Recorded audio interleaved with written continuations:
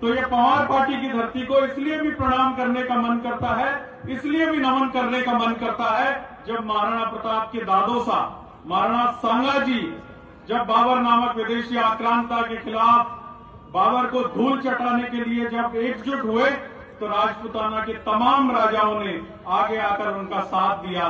जानना चाहूंगा, यहाँ सरदार विराजमान है, आप में से परमार राजपूत कितने हैं? हाथ ऊपर उठा के दिखाएं। लगभग सभी परमार हैं। आपका वंश किस तरह का यशस्वी वंश है आपका? इस धरती पर आने वाले समय में यदि अगर कोई प्रतिमा लगनी चाहिए, मेला लगना चाहिए, जयंती समारोह होना चाहिए या किसी छात्रावासों का नामकरण होना चाहिए, तो इस पंवार पार्टी की धरती पर आपको अपने पूर्वजों का ही नामकरण करवाना चाहिए। जगदेव परमार जी, जिनका कितना जबरदस्त इतिहास है, पंवार पार्टी के राजा जगदेव परमार जी, सुबह सुबह जिनका नाम लिया जाता है, लेकिन भूल गए हम। जब हम अपने पूर्वजों को भूल जाएंगे तो निश्चित रूप से दूसरे लोग उन्हें चुरा लेंगे। इसीलिए आज कब्जे हो रहे हैं, क्योंकि हम हमारे पूर्वजों को याद नहीं कर पा रहे, दूसरे लोग उन पर कब्जा कर रहे हैं और फिर हम उनसे आपसी संघर्ष करते हैं। किस तरह का यशस्वी वंश रहा है आपका? महाराजा भर्तृहरि जी परमार, भर्तृहरि जी का मेला लगता है।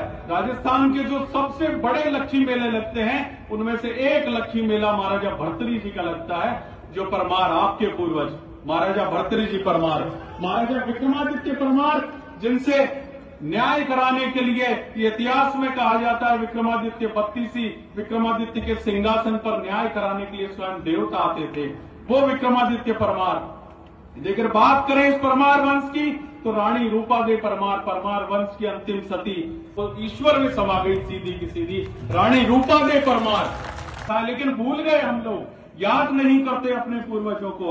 और ये किस तरह का आपका यशस्वी वंश है, गर्व करना चाहिए आपको अपने आप के ऊपर। न सिर्फ हिंदुस्तान में बल्कि पाकिस्तान की धरती पर भी अगर किसी ने केसरिया झंडा फहरा रखा है, केसरिया ध्वज फहरा रखा है, तो ये परमारों ने फहरा रखा है।